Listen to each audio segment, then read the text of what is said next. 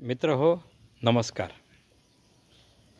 म्हणतात ना की गरज ही शोधाची जन्य आहे. मानव जन्माचा इतिहास जर पाहिला तर पृथ्वी निर्माण झाल्यापासून आतापर्यंत तो प्रत्येक दिवशी सतत नवनवीन शोध लावत त्याच्या स्वतःच्या जीवनामध्ये तो उत्क्रांती करत चाललेला आहे.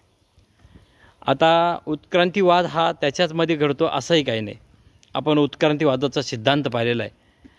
तर संपूर्ण जीवसृष्टीमध्ये सुद्धा हा उत्क्रांतीवाद म्हणजे हा सिद्धांत चालत असतो.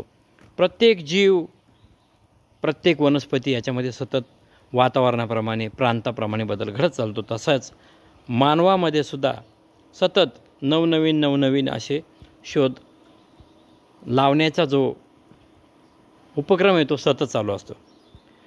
तर अशाच माध्यमातून जे काही नवीन शोध असतील जे लावण्याचा मानवाने प्रयत्न केला, त्यामधून त्याने त्याचं जीवन सुखी समृद्ध करण्याचा प्रयत्न करतोय. आणि असं करताना कधीकधी त्या गोष्टींचा चुकीचा पण वापर होऊ शकतो, कधी चांगलाही वापर होऊ शकतो. हे सगळं करत असताना मित्र हो, वैज्ञानिक लेवलला, आध्यात्मिक लेवलला, ऐतिहासिक लेवलला, सामाजिक लेवलला, मानसिक, कौटुंबिक, वैयक्तिक लेवलला बऱ्याच काही अपेक्षित आणि अनपेक्षित गोष्टी घडत असतात. तर अशाच गोष्टींमधून मानव छोट्या गोष्टींमधून छोट्या गोष्टी आता शिकत असतो. जो काही अनुभव असेल तो कदाचित 2 वर्षाचा, 4 वर्षाचा, 10 वर्षाचा असू शकतो. आणि 10 वर्षाचा, 5 वर्षाच्या अनुभवाच्या कालावधीच्या नंतर एक वाक्य माणसाला कळतं, एकच, की बाबा रे, ही गोष्ट आहे ना, ही अशी करायला नको होती.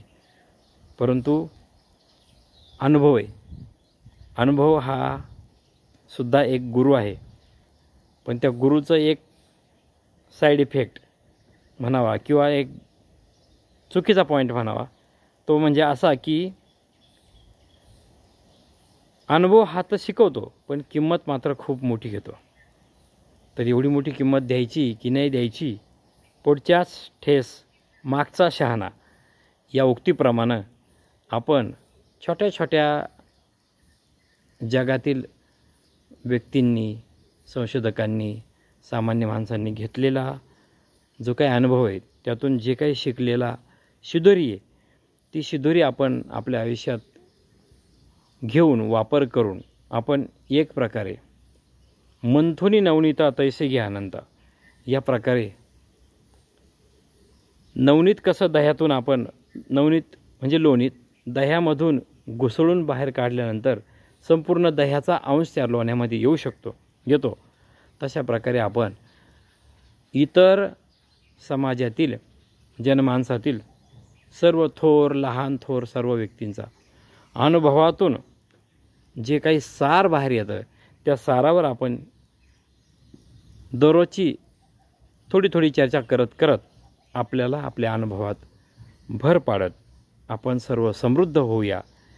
आणि तुमच्यासोबत माझी पण ही जी जीवनयात्रा आहे ती दिवसेंदिवस अजून उत्क्रांतीच्या लेवलला जाऊ द्या.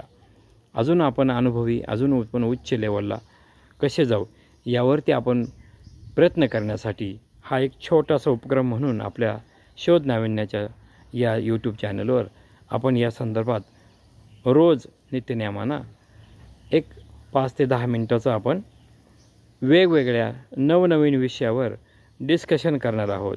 त्यामध्ये शेती असेल, अध्यात्म असेल, तंत्रज्ञान असेल, आरोग्य असेल, वेगवेगळ्या विषयावर आपण या संदर्भात चर्चा करत आपल्या अनुभवाची सुधारी वाढवूया आणि पुन्हा भेटूया. रामकृष्ण हरी. थँक्यू.